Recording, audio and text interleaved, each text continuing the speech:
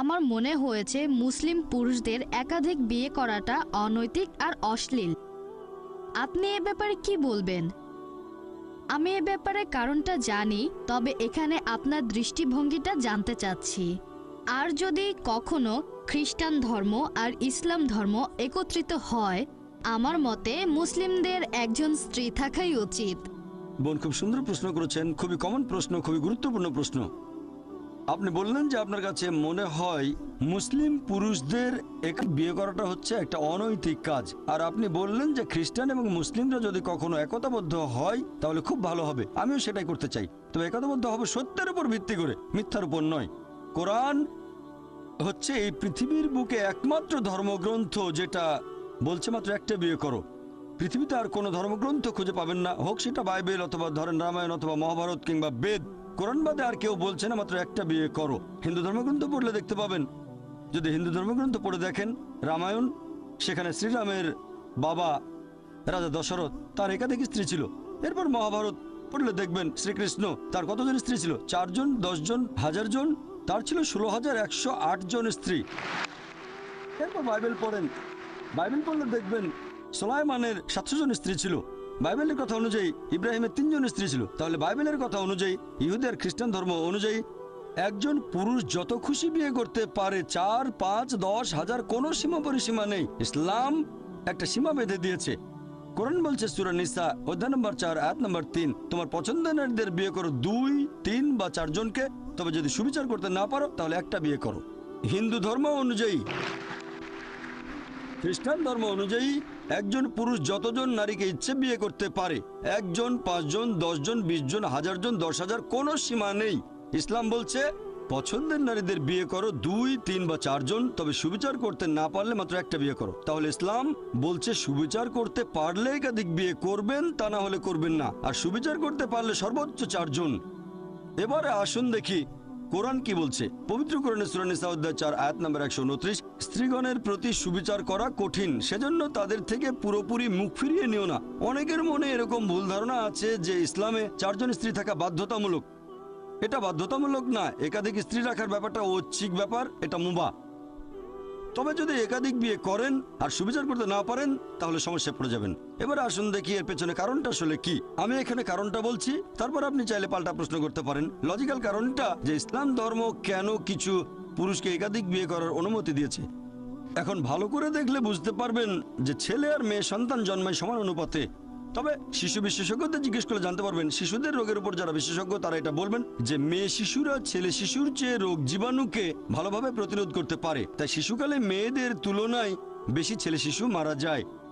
তারপরে সময় বয়ে যায়, মানুষ মারা যায় ধূমপানের কারণে, তারপর মারা যায় বিভিন্ন রকম অসুখ বিসুখে, মারা যায় মদ পানের কারণে, মারা যায় যুদ্ধে, অ্যাক্সিডেন্টেও মারা যায়। এসব জায়গায় তো মহিলাদের চেয়ে বেশি পুরুষ মারা যায়। যদি এখনকার দিনের পৃথিবীর দিকে তাকান, পৃথিবীতে এখন মহিলাদের সংখ্যা পুরুষদের চেয়ে অনেক বেশি, পুরুষের তুলনায় মহিলার সংখ্যা বেশি।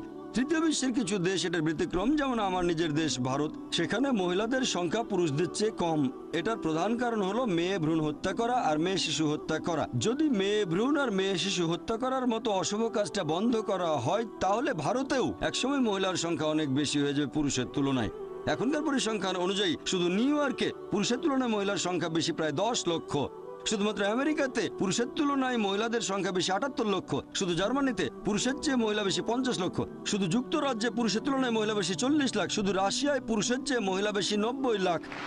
আর এটা আল্লাহ শুধু ভালো জানেন পুরো পৃথিবীতে পুরুষের তুলনায় মহিলার সংখ্যা কতজন বেশি। আর ধরেন তর্কের খাতিরে আপনার কথা মেনে নিলাম যে একজন পুরুষ মাত্র একজন মহিলাকে বিয়ে করবে। আর ধরেন আমার বোন থাকে আমেরিকায় আর সেখানে সব পুরুষ বিয়ে করে ফেলেছে, অথবা ধরেন আপনার বোন থেকে আমেরিকায় আর সব পুরুষই সেখানে বিয়ে করে ফেলেছে। প্রত্যেক পুরুষ একজন করে মহিলাকে বিয়ে করেছে। তারপরও আমেরিকাতে 78 লক্ষ মহিলা থাকবে যারা পাবে না জীবন সঙ্গী। তখন এই 78 লক্ষ মহিলার সামনে যে পথটা খোলা থাকবে যে হয় তারা এমন কাউকে বিয়ে করবে যার একজন স্ত্রী আছে, নয়তো হবে জনগণের সম্পত্তি। লোকে হয়তো বলবে জনগণের সম্পত্তি? ভাই জাকির, এটা তো কঠিন কথা। এটাই সবচেয়ে ভদ্র ভাষা যেটা আমি বলতে পারি। এর চেয়ে ভদ্র ভাষা আমার জানা নেই। হয় একজন পুরুষকে বিয়ে করেন যার একজন স্ত্রী আছে, নয়তো হবেন জনগণের সম্পত্তি, আর কোনো উপায় নেই। তাহলে বুঝতে পারছেন যে আমেরিকার পরিসংখ্যান অনুযায়ী একজন সাধারণ আমেরিকান বিয়ে করার আগে তাদের গড়ে 8 জন যৌন সঙ্গী রাখতে পারে। কারো হয়তো 2 জন, কারো 10 জন, কারো বা 20 জন। বিয়ে করার আগে গড়ে 8 জন যৌন সঙ্গী থাকে। আর আপনি চাইলে যতজন খুশি রক্ষিত রাখতে পারেন, 1 জন, 10 জন, 20 জন, কোনো সমস্যা নেই। তবে আইনসঙ্গতভাবে একাধিক স্ত্রী তারা হজম করতে পারে না। যে কোনো ভদ্রমহিলাকে জিজ্ঞেস করেন, যদি কেউ একজন পুরুষের আইনসম্মত দ্বিতীয় স্ত্রী হয়, সে নিরাপত্তা পাবে, সম্মান পাবে, তার অধিকারগুলো পাবে। আর রক্ষিত হলে সেখানে কোনো সম্মান নেই, কোনো অধিকার নেই, তাকে নিচু করা হয়েছে। তাহলে ইসলাম মানবজাতির সমস্যাগুলোর সমাধান দেয়। বর্তমানে পৃথিবীতে পুরুষের চেয়ে মহিলার সংখ্যা অনেক বেশি। আমার মতে ইসলাম ধর্ম কিছু পুরুষকে একাধিক বিয়ে করার অনুমতি দিয়েছে, যাতে করে মহিলারা ভদ্রভাবে থাকতে পারে। তা না হলে এটা সম্ভব নয়। আমি আপনার সঙ্গে একমত। আপনার কথাটা আমি মানি বোন, যে একজন মহিলা তার স্বামীকে শেয়ার করতে চাইবে না। আমি আপনার সঙ্গে একমত, মহিলারা স্বামীকে শেয়ার করতে চাইবে না কখনোই। আর সাধারণ পরিস্থিতিতে কোনো মহিলাই চাইবে না যে তার স্বামী আরেকটা বিয়ে করুক। তবে ইসলামিক শরিয়া বলছে একটা বড় ক্ষতি ঠেকানোর জন্য ছোট ক্ষতি হওয়া ভালো। একজন ভালো মুসলিম মহিলা যে পৃথিবীর অবস্থা জানেন, সে এই ছোট ক্ষতি মেনে নিতে আপত্তি করবে না। মানে স্বামীকে শেয়ার করা, যাতে বড় ক্ষতি ঠেকানো যায়, অর্থাৎ আরেকজন বোনকে যেন জনগণের সম্পত্তি না হতে হয়। হ্যাঁ বোন, আর কিছু বলবেন? আমি এটাকে অনৈতিক বলছি, কারণ যে মহিলার একাধিক পুরুষ সঙ্গী থাকে সে একজন খারাপ মহিলা, কিন্তু একজন পুরুষের একাধিক স্ত্রী থাকলে সেখানে কোনো সমস্যা নেই, তাই না? এই প্রশ্নটা খুব সুন্দর বোন। আপনি প্রশ্ন করলেন যে কোনো পুরুষের একাধিক স্ত্রী থাকলে সে কি ভালো মানুষ? না, একজন পুরুষের একাধিক স্ত্রী থাকলে কোনো সমস্যা নেই, তবে একাধিক স্ত্রী থাকলেও সে খারাপ হতে পারে। যেমন ধরেন আমেরিকায় কারো রক্ষিতা আছে, হয়তো 4 জন, 5 জন অথবা 10 জন। এমনকি ভারতেও সে একজন ভালো লোক না, তবে সে যদি হয় আইনসম্মত স্ত্রী, যদি সে বিয়ে করে, বিয়ের সময় তাকে প্রাপ্য অধিকারগুলো দেওয়া হবে, মোহর দেওয়া হবে, একই সময় সুবিচার করা হবে, তাহলে সে ভালো মানুষ। তবে আপনার পাল্টা প্রশ্ন যে মহিলারা কেন একাধিক পুরুষকে বিয়ে করতে পারে না, ঠিক এটাই তো আপনার প্রশ্ন, যে মহিলারা কেন একাধিক বিয়ে করতে পারে না, এই তো? আসলে আমি বলতে চাচ্ছি, যদি মহিলাদের সংখ্যা কমে যায় আর পুরুষের সংখ্যা বেড়ে যায়, তাহলে একজন মহিলার 2-3 জন স্বামী থাকতে পারে। সুন্দর প্রশ্ন করেছেন, যে যদি এরকম হয়, তবে আল্লাহ সুবহানাহু ওয়া তাআলা আমাদের সৃষ্টিকর্তা, তিনি অনেক ভালো জানেন আমাদের চেয়ে, তিনি আমাদের স্রষ্টা। এখানে কারণটা হচ্ছে আল্লাহ মহিলাদের শক্ত করে বানিয়েছেন। মহিলারা মেডিকেলি পুরুষের চেয়ে অনেক বেশি শক্ত। এটা কি জানেন? আমি একজন মেডিকেল ডাক্তার। মেডিকেলি মহিলারা পুরুষের চেয়ে অনেক বেশি দিন বাঁচে। আমরা ভাবি পুরুষের শক্তি বেশি, শরীরের জোরটা একটু বেশি, তবে মেডিকেলি মহিলাদের শক্তি বেশি।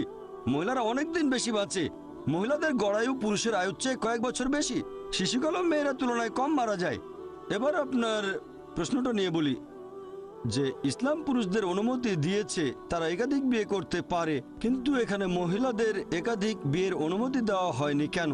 কারণটা হচ্ছে, একজন পুরুষের যদি একাধিক স্ত্রী থাকে, যদি সন্তান জন্ম নেয়, আপনি সহজেই বুঝতে পারবেন সেই সন্তানের বাবাকে আর মাকে। তবে একজন মহিলার যদি একাধিক স্বামী থাকে, যদি সন্তান জন্ম নেয়, তাহলে মাকে খুঁজে পাবেন, বাবাকে বের করতে পারবেন না।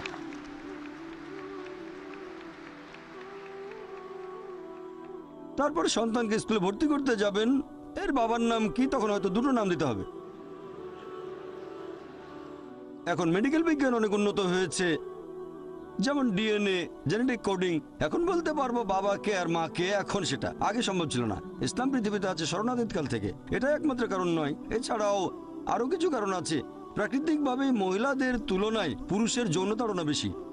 তৃতীয়ত, একজন পুরুষ একাধিক স্ত্রী নিয়ে থাকতে পারবে, কিন্তু মহিলাদের জন্য একাধিক স্বামী থাকাটা কঠিন হবে, কারণ মহিলাদের মাসে রজস্রাব হবে, এমন সময় মানসিকতা বদলে যেতে পারে। এসব কারণে একাধিক স্বামী রাখাটা কঠিন হয়ে যাবে। এছাড়াও এখনকার দিনের বিজ্ঞান আমাদের বলে যে একজন পুরুষের যদি একাধিক যৌনসঙ্গী থাকে আর তাদের প্রতি বিশ্বস্ত থাকে, যেমন একজনের যদি একাধিক স্ত্রী থাকে, একাধিক যৌনসঙ্গী থাকে, আর তারা সবাই যদি একে অন্যের প্রতি বিশ্বস্ত থাকে, তাহলে সেই পুরুষের অথবা সেই মহিলার কোনো রকম যৌনবাহিত রোগ হবে না। তবে একজন মহিলার যদি একাধিক যৌনসঙ্গী থাকে, যদি তার একাধিক স্বামী থাকে, তাহলে তাদের যৌনবাহিত রোগ হবে। প্রথমে রোগটা সেই মহিলার হবে, তারপর সেই রোগ তার স্বামীদের মধ্যে ছড়িয়ে পড়বে। তাই মেডিকেলি এটা ভালো নয় যে একজন মহিলার একাধিক স্বামী থাকতে পারে। আশা করি উত্তরটা পেয়েছেন। Good evening doctor Zakir. আমার নাম মেরিল ডিসুজা, বোম্বে থেকে এসেছি। প্রথমেই আপনার এই সুন্দর লেকচারের জন্য অনেক ধন্যবাদ। আরেকটা কথা না বলেই পারছি না, গত কয়েক বছর ধরে আমি টেলিভিশনে মোটামুটি নিয়মিতভাবে আপনার লেকচারগুলো শুনি। কলেজে ভর্তি হবার পরে আমি আপনার লেকচারগুলোর সাথে পরিচিত হই। আজকে আমি আপনাকে একটা প্রশ্ন করতে চাই, তার আগে আমি দুইটা বিষয়ে কথা বলবো। আপনি আজকে লেকচারে বলেছেন, একটা হলো ঈশ্বরের সাথে কাউকে শরিক করা, এটা পাপ কাজ, এটা সবচাইতে বড় পাপ। দ্বিতীয় বিষয়টা হলো প্রার্থনা করার নিয়ম। আপনি তখন বলেছিলেন যে মুসলিমরা প্রার্থনার সময় কপাল মাটিতে ঠেকায় আর আপনারা শরীরকে বিনীত করেন। আমি বোম্বে শহরেই বড় হয়েছি, এখানে দেখেছি, আর আমি নিজেও ব্যাপারটা সম্পর্কে পরিষ্কার হতে চাই। সেটা হলো দরগা বা মাজারের বিষয়টা, মুসলিমরা সেখানে যায়, এই ব্যাপারে আপনি কি বলবেন?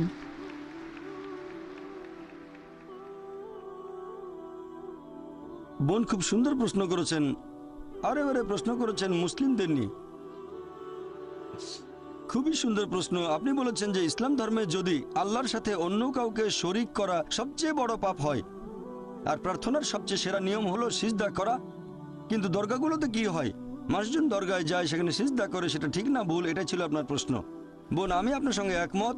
আমার লেকচারের কথাগুলো আপনি পরিষ্কার আর সঠিকভাবে বুঝতে পেরেছেন যে আল্লাহ তাআলার সাথে কাউকে শরিক করা, সেটা যেই করুক সেটা ভুল, হোক সে মুসলিম বা অমুসলিম, এটা ঠিক না।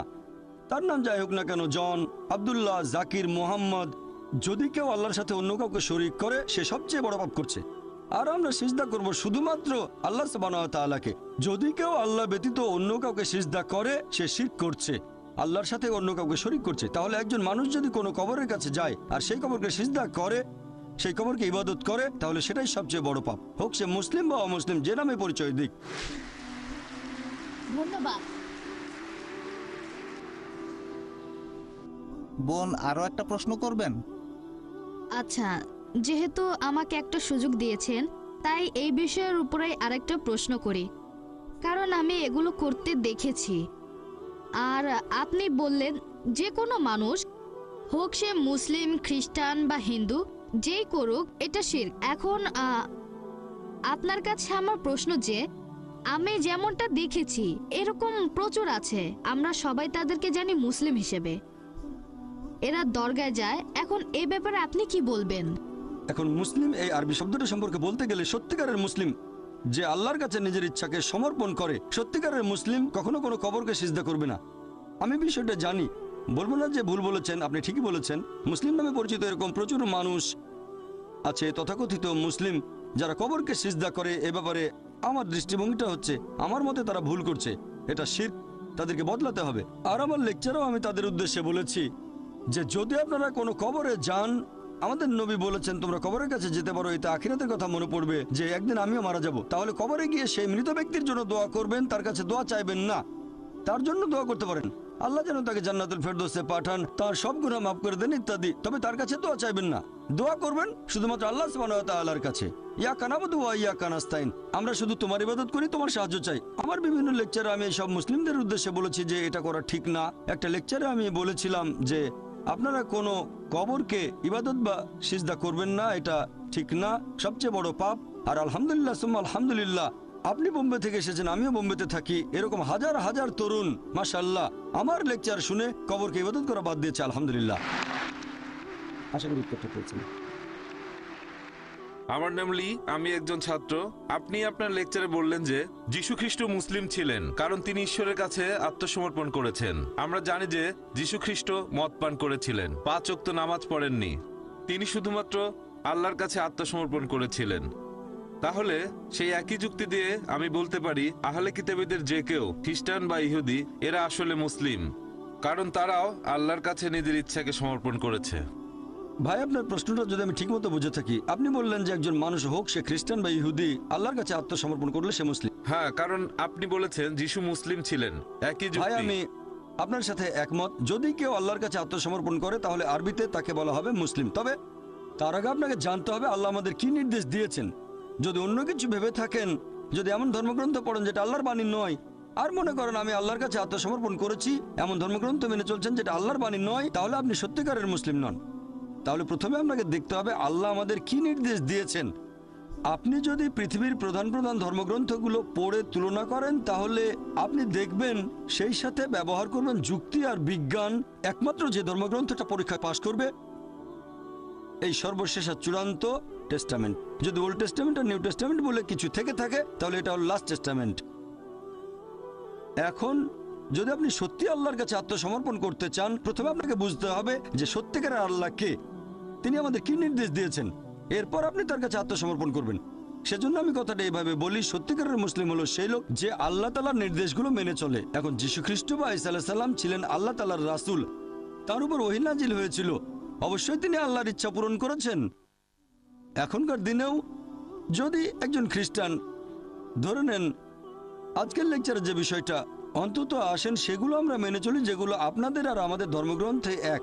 ধরেন আপনি বললেন বাইবেল ঈশ্বরের বাণী, আমি বললাম কোরআন আল্লাহ তাআলার বাণী, তাহলে আসেন অন্তত কমন জিনিসগুলো আমরা মেনে চলি, পার্থক্যগুলো একপাশে রেখে দিই। আপনাদের বাইবেল বলছে এক ঈশ্বরে বিশ্বাস করো, আপনি যদি ট্রিনিটিতে বিশ্বাস করেন তাহলে বাইবেলের বিরুদ্ধে যাচ্ছেন। ট্রিনিটি শব্দটা বাইবেলের কোথাও বলা নেই, তবে শব্দটা কোরআনে আছে। পবিত্র কোরআনে সূরা নিসা অধ্যায় 4 আয়াত নম্বর 171, ওয়ালা তাকুলু সালাসা, তোমরা তিন বলো না। যদি আপনি ট্রিনিটি বিশ্বাস করেন তাহলে বাইবেলের বিরুদ্ধে যাচ্ছেন। এরপর বাইবেলে আরো আছে যে তোমরা মূর্তি পূজা করবে না। বাইবেল বলছে তোমরা সর্বশেষ আর চূড়ান্ত নবীকে বিশ্বাস করবে। যীশু খ্রিস্ট নিজের মুখে বলেছেন গসপেল অফ জন অধ্যায় 16 অনুচ্ছেদ 12 থেকে 14, তোমাদেরকে বলার মতো আমার অনেক কথা আছে, তোমরা সেগুলো এখন সহ্য করতে পারবে না, কারণ যখন সত্যের আত্মা আসবে সে তোমাদের সত্যের পথে নিয়ে যাবে। সে নিজে থেকে কিছু বলবে না, যে কথাগুলো শুনবে সেগুলোই বলবে।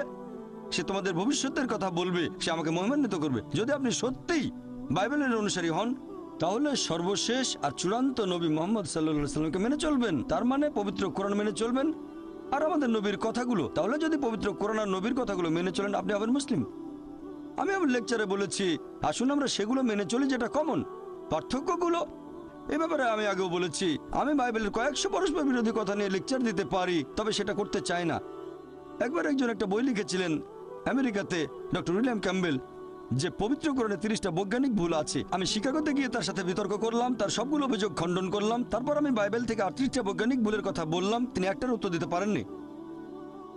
আমি এই ভুলগুলো আল্লাহ সুবহানাহু ওয়া তাআলার উপর চাপাতে পারি না।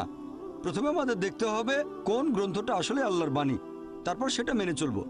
যদিও আমি তর্কের খাতিরে এটা মেনেও নেই বাইবেল হচ্ছে আল্লাহর বাণী, সেক্ষেত্রেও আপনি মেনে চলবেন সর্বশেষ আর চূড়ান্ত নবী মুহাম্মদ সাল্লাল্লাহু আলাইহি সাল্লামকে। আসেন দুটো ধর্মগ্রন্থ যেগুলো কমন সেটা মেনে চলি, আর আজকে থেকে শুরু করি এইগুলো মেনে চলা, কমন জিনিসগুলো মানবো। আশা করি উত্তরটা পেয়েছেন। হ্যাঁ ভাই। গুড ইভিনিং ডক্টর, আমার নাম ড্যানিয়েল, একজন ছাত্র। পবিত্র কোরআনের 7 নম্বর সূরার 54 নম্বর আয়াতে বলা হয়েছে যে আল্লাহ আকাশমণ্ডলী আর পৃথিবী সৃষ্টি করেছেন 6 দিনে। আর 41 নম্বর সূরা আয়াত 9 থেকে 12 পরিষ্কারভাবে বলা হয়েছে যে আল্লাহ তাআলা আকাশমণ্ডলী আর পৃথিবী সৃষ্টি করেছেন 8 দিনে। আপনি এ ব্যাপারে কি বলবেন? ভাই যে প্রশ্নটা করলেন এটা করে থাকেন খ্রিস্টান মিশনারিরা পবিত্র কোরআনের বিরুদ্ধে। আর কোরআনের অনেক জায়গায় বলা হয়েছে যে আল্লাহ আকাশমণ্ডলী আর পৃথিবী সৃষ্টি করেছেন 6 দিনে। আপনি যেটার কথা বলছেন অধ্যায় নম্বর 41 আয়াত 9 থেকে 12, আপনি বলছেন কোরআন নাকি বলছে আকাশ আর পৃথিবী সৃষ্টি হয়েছে 8 দিনে। এই 8 শব্দটা কোরআনে কোথাও বলা হয়নি। কি বলা হয়েছে সেটাই বলছি। পবিত্র কোরআন বলছে যে আল্লাহ সুবহানাহু ওয়া তাআলা আকাশমণ্ডলী আর পৃথিবী সৃষ্টি করেছেন। যারা এটাকে অস্বীকার করে, কিছু মানুষ অস্বীকার করবেই, এরা হচ্ছে তারা যারা শিরক করে। এরপরে আরো বলা হয়েছে আল্লাহ তাআলা পৃথিবীকে সৃষ্টি করলেন 2 দিনে, আর জনাব আরিফ জুলফার সৃষ্টি করলেন পৃথিবীর বিভিন্ন উপাদান, পাহাড় পর্বত, অন্যান্য উপাদান মোট 4 দিনে। এরপর 41 অধ্যায়ের 11 নম্বর আয়াত, সুম্মা, এটার বেশিরভাগ অনুবাদী বলছে তারপরে। এটার আরো অনেক অর্থ হয় তারপর আল্লাহ তাআলা আকাশমণ্ডলী সৃষ্টি করলেন 2 দিনে। এখন সাধারণভাবে মানুষ বলবে 2 যোগ 4 যোগ 2 সমান সমান 8, তবে 8 শব্দটা কোরআনে নেই। আল্লাহ আকাশমণ্ডলী সৃষ্টি করেছেন 2 দিনে। এখন যে কোরআন সম্পর্কে জানে সে উত্তর দিতে পারবে, তবে যদি কারো ভাষা জ্ঞান থাকে সে ভুল পথে চলে যেতে পারে। আর পবিত্র কোরআন বলছে যারা এই আয়াত দিয়ে মানুষকে ভুল পথে নিয়ে যেতে চায় তারা আল্লাহ তাআলার সাথে অন্য কাউকে শরীক করছে। তাহলে আল্লাহ তাআলা জানেন যে অনেকে এই আয়াত ব্যবহার করে মানুষকে ভুল পথে পরিচালিত করবে। এবার উত্তরটা বলছি। উত্তরটা হচ্ছে আল্লাহ তাআলা পৃথিবী সৃষ্টি করেছেন 2 দিনে, পৃথিবীর গাছপালা পাহাড় পর্বত সমান অনুপাতে মোট 4 দিনে। সুম্মা, আরবি সুম্মা শব্দের আরেকটা মানে হচ্ছে একই সাথে। এর একটা মানে হলো তারপর হতে পারে, একসাথেও হতে পারে। তাহলে একই সাথে আল্লাহ সুবহানাহু ওয়া তাআলা আকাশমণ্ডলী সৃষ্টি করেছেন 2 দিনে। যেমন ধরেন আমি আপনাকে বললাম আমি একটা বড় বিল্ডিং তৈরি করব 30 তলা উঁচু, মোট 6 মাসে। এটাই আমার কথা। এখন আপনি যদি খুঁটিয়ে দেখেন যে আমি সেই বিল্ডিং এর ভেতরটা, তার মানে তৈরি করব ফাউন্ডেশন 2 মাসে, আর স্ট্রাকচার সেখানে 4 মাস, পুরো 30 তলা। একই সাথে যখন তৈরি করছি ফাউন্ডেশন, তখন কম্পাউন্ডের প্রাচীরও তুলে ফেললাম 2 মাসে। তাহলে যখন আমি ফাউন্ডেশন তৈরি করছি একই সাথে প্রাচীর তুলছি আমি, তার মানে এই না যে 2 যোগ 4 যোগ 2 সমান 8 মাস। অর্থাৎ যখন ফাউন্ডেশন তৈরি করছি তখন একই সাথে আমি কম্পাউন্ডের প্রাচীরও তুলছি। তাহলে আমার বিল্ডিংটা তৈরি হচ্ছে 6 মাসে, 8 মাসে না। আর একই সাথে আল্লাহ তাআলা বলেছেন যখন তিনি পৃথিবী সৃষ্টি করলেন একই সাথে আকাশমণ্ডলীও সৃষ্টি করলেন। এখন 2 দিনে পৃথিবী আর একই সাথে আল্লাহ আকাশমণ্ডলীও সৃষ্টি করলেন। সেজন্য আল্লাহ পবিত্র কোরআনে বলেছেন সূরা আম্বিয়া অধ্যায় নম্বর 21 আয়াত নম্বর 30, أولم يرى الذين كفروا অবিশ্বাসীরা কি এটা দেখে না أن السماوات والأرض كانت رتقا ففتقناهما। আকাশমণ্ডলী ও পৃথিবী ওতপ্রোতভাবে মিশেছিল, আমি তাদের আলাদা করে দিলাম। তাহলে আল্লাহ পৃথিবী আর আকাশমণ্ডলী সৃষ্টি করেছেন একই সাথে, ففتقناهما। আমি তাদের আলাদা করে দিলাম। এখানে আসলে বিগ ব্যাং এর কথা সংক্ষেপে বলা হয়েছে। এখন বিগ ব্যাং থিওরি আমাদের বলে যে পুরো বিশ্বজগৎ প্রথমে ছিল একটা বিন্দু, তারপর বিস্ফোরণে সবকিছু আলাদা হয়ে গেল, তারপর তৈরি হলো গ্যালাক্সি, নক্ষত্র, বিভিন্ন গ্রহ, পৃথিবী, আমরা এখন যেখানে আছি। তাহলে বিগ ব্যাং এর ভিত্তিতে বিজ্ঞান কোরআনের সাথে দ্বিমত পোষণ করেনি যে আকাশমণ্ডলী যখন সৃষ্টি হয়েছে পৃথিবীও একই সাথে সৃষ্টি হয়েছে। এখানে প্রথম 2 দিন আর শেষ 2 দিন আসলে একই সাথে, এটা পরস্পর বিরোধী নয়। বলতে পারেন পুঙ্খানুপুঙ্খ রূপে। পুঙ্খানুপুঙ্খ মানে এখানে অন্যান্য বিষয়গুলো আছে, এটা পরস্পর বিরোধী না। পরস্পর বিরোধী মানে দুটো জিনিস একে অন্যের বিপরীত। পুঙ্খানুপুঙ্খ মানে অন্যান্য বিবরণগুলো দেয়া। যেমন ধরেন আমি আপনাকে বললাম যে আপনি সৎ, আগামীকাল বললাম আপনি খুব দয়ালু, এটা পরস্পর বিরোধী না, এটা পুঙ্খানুপুঙ্খ। আপনি সৎ, পাশাপাশি আপনি দয়ালু। তবে পরে যদি বলি আপনি অসৎ, সেটা পরস্পর বিরোধী হবে।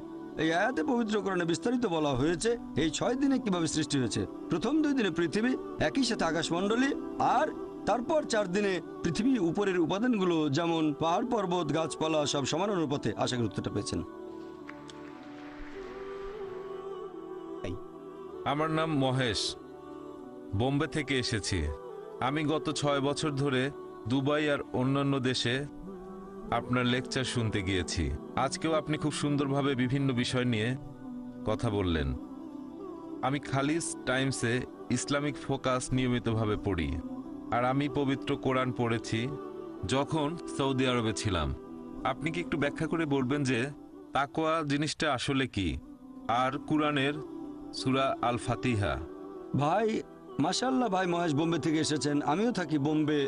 আপনি আমার লেকচার শুনছেন 6 বছর ধরে। আরেক বোনও বললেন মাশাআল্লাহ, তিনিও কয়েক বছর ধরে আমার লেকচার শুনছেন। আপনি প্রশ্ন করলেন যে তাকওয়া জিনিসটা কি। তাকওয়া মানে ধার্মিকতা, আল্লাহকে মেনে চলা এবং ন্যায়নিষ্ঠতা।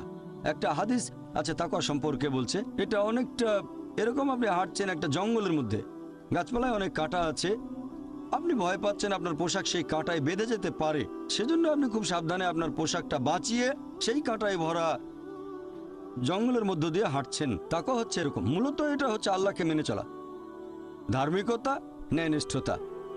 এই হচ্ছে সংক্ষেপে তাকওয়া শব্দের মানে। আমি এখন আপনাদের দাওয়াত দিচ্ছি, যেহেতু আপনি আমার লেকচারগুলো দেখেছেন আর শুনেছেন গত 6 বছর ধরে, আরেক বোনও শুনেছেন কয়েক বছর, দুজনেই থাকেন বোম্বে শহরে।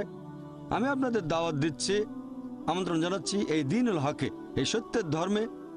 আমি আল্লাহর কাছে দোয়া করছি আপনাকে যেন আল্লাহ হেদায়েত করেন, আর ইনশাল্লাহ ইনশাল্লাহ আল্লাহ তাআলা যেন আপনাদের হেদায়েত করেন, আপনিও যেন তাকওয়া অর্জন করতে পারেন, মানে আল্লাহকে মেনে চলা আর ধার্মিকতা। আশা করি উত্তরটা পেয়েছেন। হ্যাঁ ভাই, আপনি বাইবেলের উদ্ধৃতি দিতে গিয়ে একেবারে শাব্দিক অর্থ করে ফেলেছেন যে বাইবেল আমাদের এই শিক্ষা দিচ্ছে। আর আমি যতটুকু জানি যে গত কয়েকশো বছর ধরে বাইবেলের বিভিন্ন রূপক গল্প, সেগুলোর শাব্দিক অর্থগুলো এখন আর ধরা হয় না। এর পেছনের অর্থটাই হলো আসল। আমার প্রশ্নটা হলো যে ইসলাম ধর্মে কি এরকম কিছু করার চেষ্টা হয়েছে যেখানে শাব্দিক অর্থটা ধরা হবে না, বরং এর পেছনের অর্থটাকে গ্রহণ করা হবে? কোরআনে যেসব কথা বলা হয়েছে।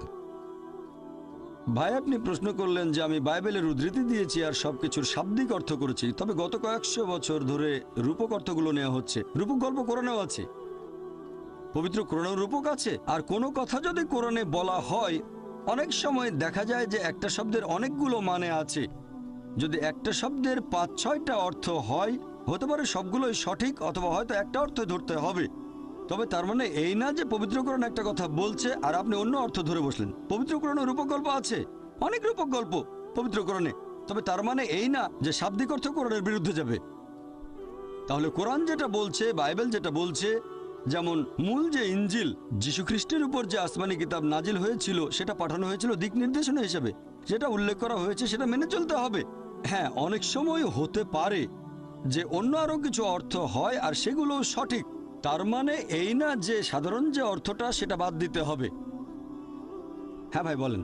আমি উদাহরণ দিচ্ছি, যেমন আপনি লেভিটিকাসের উদ্ধৃতি দিয়েছেন আমাদের পোশাকের ব্যাপারে, যেটা আছে খ্রিস্টান ধর্মে। তবে পরবর্তীতে যীশু খ্রিস্ট বলেছেন শুধু শালীনতা বজায় রাখতে, আমরা শালীন হয়ে চলব। এখনকার দিনে খ্রিস্টানরা শাব্দিক অর্থটা নাও নিতে পারে, পুরো শরীর ঢাকছে না, অথবা তারা ঢিলাঢালা পোশাক পরছে না। আমরা আধুনিক সমাজে বাস করি, এখানে শালীনতার অর্থ অন্যরকম হতে পারে, এইরকম আর কি। খুব সুন্দর। আমি আসলেই আপনার প্রশ্নটা পছন্দ করেছি। আপনারা প্রশ্ন করলে আমি উত্তর দেওয়ার যথাসাধ্য চেষ্টা করব। ভাই একটা উদাহরণ দিলেন যে আমি লেভিটিকাস থেকে বলেছি, আসলে লেভিটিকাসের উদ্ধৃতি না, বলেছিলাম ডিউটেরোনমি অধ্যায় 22 অনুচ্ছেদ 5, যেখানে শালীনতা সম্পর্কে বলা হয়েছে 1 তিমথি অধ্যায় 2 অনুচ্ছেদ 9, তারপর 1 করিন্থিয়ান্স অধ্যায় 11 অনুচ্ছেদ 5 থেকে 7 শালীনতা। এখন আপনি আমাকে বলছেন বাইবেলে যীশুখ্রিস্ট যখন বলছেন শালীনতা বজায় রাখতে হবে, এখানে শাব্দিকভাবে হলেও তিনি পোশাকের কথা বলেননি, বলেছেন সমাজের শালীনতার কথা। এটা হচ্ছে আপনার ব্যাখ্যা বাইবেল সম্পর্কে। আসুন দেখি যীশুখ্রিস্ট নিজের মুখে কি বলেছেন। যীশুখ্রিস্ট তার নিজের মুখে বলেছেন, গসপেল অফ ম্যাথিউ অধ্যায় নাম্বার 5 অনুচ্ছেদ 17 থেকে 20, এটা ভেবো না যে আমি নবীগণের বিধি ব্যবস্থা ধ্বংস করতে এসেছি। আমি ধ্বংস করতে আসিনি, বরং পূরণ করতে এসেছি। আকাশমণ্ডলে পৃথিবী লোপ না হওয়া পর্যন্ত এই বিধি ব্যবস্থার বিন্দু বিসর্গ লোপ হবে না, সবই পূরণ হবে। কেউ যদি এসব আদেশের মধ্যে সামান্য আদেশ অমান্য করে আর অন্যকে তা করতে শেখায়, তাহলে সে স্বর্গরাজ্যে তুচ্ছ বলে গণ্য হবে। আর যারা এই বিধি ব্যবস্থা পালন করে আর অন্যকে তা করতে শেখায়, তারা স্বর্গরাজ্যে মহান বলে গণ্য হবে। যদি তোমাদের ন্যায়নিষ্ঠতা শিক্ষক আর ফরিসীদের ন্যায়নিষ্ঠতা থেকে বেশি না হয়, তাহলে তোমরা স্বর্গরাজ্যে প্রবেশ করতে পারবে না। এখানে আমি কিং জেমস ভার্সনের অনুবাদটা পড়ে শোনালাম, মেমোরি থেকে বললাম।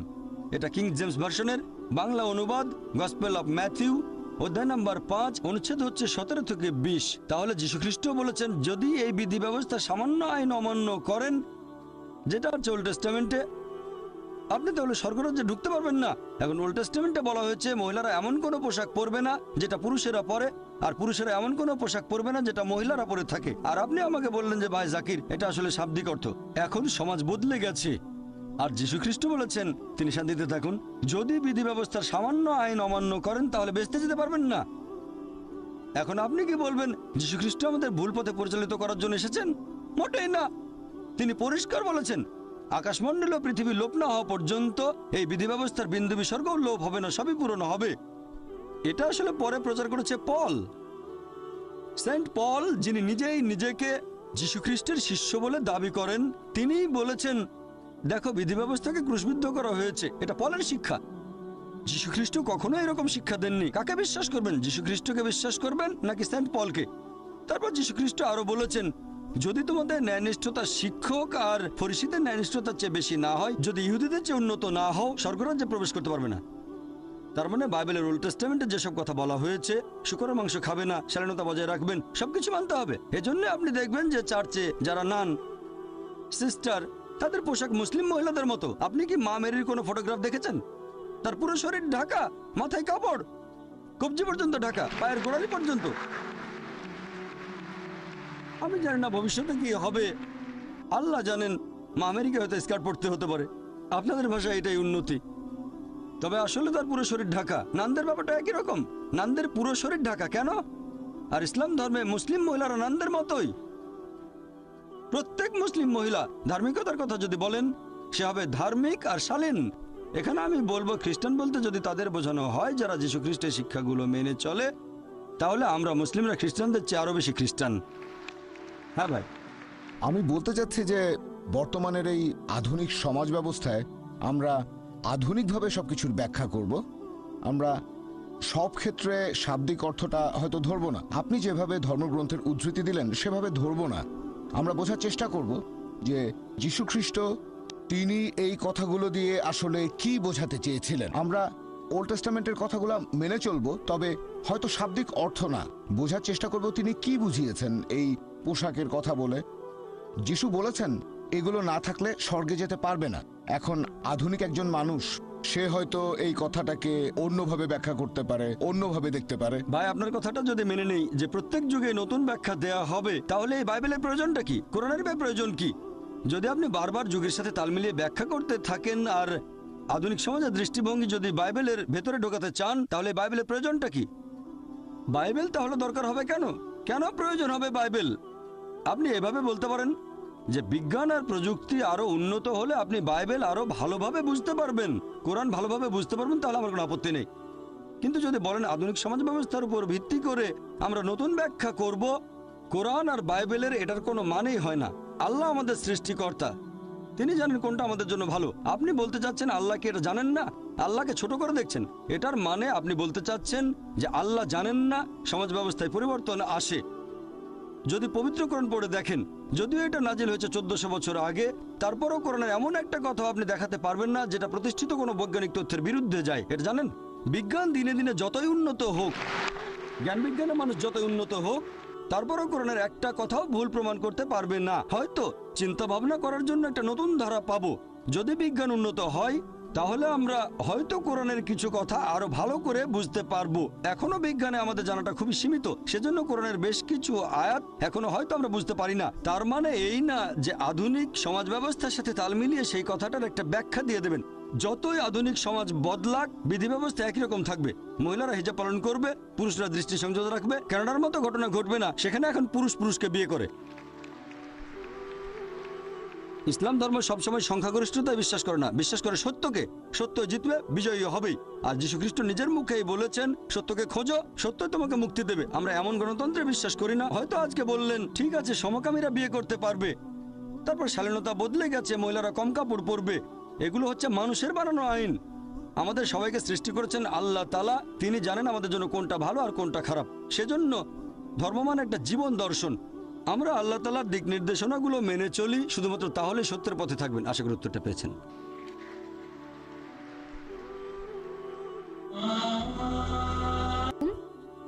আমার নাম আয়শা, ফিলিপাইন্স থেকে এসেছি। আমার একটা প্রশ্ন আছে। আমি 1 বছর আগে মুসলিম হয়েছি। আমি আসলে আলহামদুলিল্লাহ, আমি আসলে কয়েকটা বিষয় নিয়ে বলতে চাই। 1 নম্বর, আমি দেখেছি যে বেশিরভাগ মুসলিম তারা অন্য ধর্মের দুর্বলতা বা সীমাবদ্ধতাগুলো নিয়ে কথা বলে থাকে। আমরা কেন ভালো জিনিসগুলোকে দৃষ্টান্ত হিসেবে তুলে ধরছি না তাদের সামনে? আজকে আপনার লেকচারে যেমন শুনলাম আমরা খ্রিস্টানদের চাইতে উন্নত। বর্তমানে আমি ইসলামিক সেন্টারে পড়াশোনা করছি। সেখানে আমাদেরকে এভাবে শেখানো হয়েছে যে একজন মানুষ কখনোই অন্য আরেকজন মানুষকে বিচার করতে পারে না। একমাত্র আল্লাহ সুবহানাহু ওয়া তাআলাই বলতে পারেন যে অমুক লোকটার অন্তর ভালো, সে ভালো লোক। পৃথিবীর কোনো মানুষ বিচার করতে পারে না। আপনি এই ব্যাপারে কি বলবেন? বোন, আপনি প্রশ্ন করলেন যে একমাত্র আল্লাহ তাআলাই বিচার করতে পারেন আমাদের অন্তর। আমি আপনার সঙ্গে একমত। আপনি বললেন যে আমরা কেন এভাবে বলি যে আমরা তুলনায় উন্নত, আমরা ভালো জিনিসগুলো উপস্থাপন করব। বোন, আমি আজকের লেকচারে যেটা করেছি, আমি খ্রিস্টান ধর্মের ভালো জিনিসগুলো নিয়েছি। আমি খ্রিস্টানদের উদ্দেশ্যে বলেছি যে যদি আপনারা যীশু খ্রিস্টের দেয়া শিক্ষাগুলো মেনে চলেন তাহলে সেটা হবে ভালো। আমি তাদের উপরে তুলেছি, তাদেরকে ছোট করতে চাচ্ছি না। আপনি আমার কথাগুলো বুঝতে পারেননি। আমি আসলে বোঝাতে চেয়েছি, যখন এই কথাটা বলেছিলাম যে খ্রিস্টান বলতে যদি তাদের বোঝায় যারা যীশু খ্রিস্টের শিক্ষাগুলো ভালোভাবে মেনে চলে, তাহলে আমরা মুসলিমরা খ্রিস্টানদের চেয়ে আরো বেশি খ্রিস্টান। কোরআনের আয়াত মেনে আমি বলার চেষ্টা করেছি, تعالوا إلى كلمة سواء بيننا وبينكم. এসো সেই কথায় যা তোমাদের ও আমাদের মধ্যে এক। আমি কখনোই বলিনি যে আমরা তাদের চেয়ে উন্নত, বলেছি বাইবেলকে তাদের চেয়ে বেশি মানি, এটাই বলেছি। তারপর বলেছি আপনারাও কেন বাইবেলের কথাগুলো মেনে চলেন না, অন্তত সেগুলো মানেন যেটা কমন। আমি বাইবেল থেকে ভালো জিনিসগুলো নিয়েছি। যদি আপনাদের বাইবেল বলে যে শালীনতা বজায় রাখো, মহিলারা মাথায় কাপড় দেবে, মহিলারা পর্দার আড়ালে থাকবে, মহিলারা শালীন হবে, আমি বলছি আপনারা শালীন থাকছেন না কেন? কখন প্রমাণ করার চেষ্টা করলাম যে আমরা হচ্ছি উন্নত তাদের চেয়ে?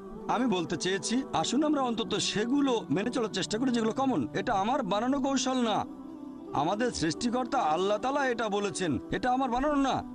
আল্লাহ এভাবে কথা বলতে বলেছেন। যদি আপনি বলেন এটা ভুল, তার মানে বলছেন আল্লাহর কথা ভুল। আল্লাহ পবিত্র কোরআনে বলেছেন সূরা আলে ইমরান অধ্যায় 3 আয়াত নম্বর 64, تعالوا إلى كلمة سواء بيننا وبينكم এসো সেই কথাই যা তোমাদের ও আমাদের মধ্যে এক। প্রথম সাদৃশ্য কি? ألا نعبد إلا الله. আমরা আল্লাহ ছাড়া কারো ইবাদত করি না। আমরা অমুসলিমদের কাছে আল্লাহর এই বাণী প্রচার করব। আমরা সাদৃশ্যগুলো দেখব, সবচেয়ে সেরা সাদৃশ্য এক আল্লাহর ইবাদত করব। আশা করি উত্তরটা পেয়েছেন। হ্যাঁ ভাই। গুড ইভিনিং ডক্টর, আমার নাম রাহুল, ফিলিপাইন্স থেকে এসেছি।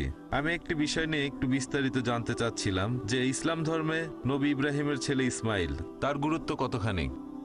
ভাই, আপনি প্রশ্ন করলেন যে হজরত ইসমাইল আলাইসাল্লামের গুরুত্ব কতখানি ইসলাম ধর্মে। আমরা বিশ্বাস করি যে ইসমাইল আলাইসাল্লাম নবী ইব্রাহিমের ছেলে। এই কথাটা শুধু পবিত্র কোরআনে নয়, খ্রিস্টানদের বাইবেলও আছে। বাইবেল আর কোরআন দুটোতেই এরকম বলা হয়েছে যে ইব্রাহিম আলাইসাল্লাম তার ছিল দুজন স্ত্রী, সারা এবং হাজেরা। এই কথাটা বাইবেলে উল্লেখ করা হয়েছে, পবিত্র কোরআনও আছে। এখন আইজাক, তিনি শান্তিতে থাকুন। ইসহাক, তার মা ছিলেন সারা, তিনি শান্তিতে থাকুন। আর ইসমাইল আলাইসাল্লামের মা ছিলেন হাজেরা, তিনিও শান্তিতে থাকুন। তাহলে তারা দুজনেই ছিলেন নবী, ইব্রাহিম আলাইসাল্লামের সন্তান। তারা দুজনেই ছিলেন আল্লাহ নবী। আমরা দুজনকেই ভালোবাসবো এবং শ্রদ্ধা করব। আশা করি উত্তরটা পেয়েছেন। হ্যাঁ ভাই। আসসালামু আলাইকুম। আমার প্রশ্নটা আগের এক মহিলার প্রশ্নের কথার প্রসঙ্গ ধরে, যিনি বলেছিলেন যে ধর্মের মধ্যে ভালো জিনিসগুলো দৃষ্টান্ত হিসেবে তুলে ধরতে হবে। এখন আমি বিশ্বাস করি যে ইসলাম হচ্ছে বড় একটা চেইনের ছোট একটা অংশ। এখানে প্রথমে আমাদেরকে দেখতে হবে ইহুদি ধর্ম, খ্রিস্টান ধর্ম, তারপর ইসলাম। একজন সত্যিকারের মুসলিম হতে গেলে আপনাকে প্রথমে বিশ্বাস করতে হবে ইহুদি আর খ্রিস্টান ধর্ম। আমার প্রশ্নটা হলো, ইসলাম ধর্ম যীশু খ্রিস্টের ক্রুশবিদ্ধ হওয়া সম্পর্কে কি বলেছে? আমি যীশু খ্রিস্টের ক্রুশবিদ্ধ হওয়ার উপরে ইসলামিক গল্পটা বিস্তারিত জানতে চাচ্ছিলাম। আর আমার মনে হয় যদি এই ব্যাপারগুলো পরিষ্কারভাবে ব্যাখ্যা করা যায়, তাহলে আমাদের মধ্যে আর তেমন কোনো পার্থক্য থাকবে না, মাঝখানের দূরত্বটাও অনেকখানি কমে যাবে। ভাই, আপনি প্রশ্ন করলেন, এখানে একটা প্রশ্নের ভেতরে দুটো অংশ। আপনার মতে একজন মুসলিম তখনই মুসলিম হতে পারে যদি আগে ইহুদি আর খ্রিস্টান ধর্ম বুঝে তারপর ইসলাম বুঝতে চায়। আমি এটা মানতে পারছি না। আল্লাহ পবিত্র কোরআনে বলেছেন সূরা আলে ইমরান অধ্যায় নম্বর 3 আয়াত নম্বর 19, إن الدين عند الله الإسلام. আল্লাহ সুবহানাহু ওয়া তাআলার কাছে একমাত্র গ্রহণযোগ্য দিন হচ্ছে ইসলাম। মুসা নবী যে ধর্ম প্রচার করেছেন সেটা আসলে ছিল ইসলাম, তিনি ইহুদি ধর্ম প্রচার করেননি। যীশু খ্রিস্ট যে ধর্মটা প্রচার করেছেন সেটাও ছিল আসলে ইসলাম, তিনি খ্রিস্টান ধর্ম প্রচার করেননি। খ্রিস্টান ধর্ম শব্দটা বাইবেলের কোথাও নেই, এটা কি জানেন? খ্রিস্টান ধর্ম যে শব্দটা বাইবেলে কোথাও খুঁজে পাবেন না। খ্রিস্টান শব্দটা প্রথম ব্যবহার করা হয়েছে বুক অফ অ্যাক্টসে। বুক অফ অ্যাক্টস বলছে যে অ্যান্টিওকের লোকজন তারা যীশু খ্রিস্টের অনুসারীদেরকে ডাকতো খ্রিস্টান বলে, এই নামটা দেওয়া হয়েছে আর সেটা দিয়েছে অ্যান্টিওকের লোকজন।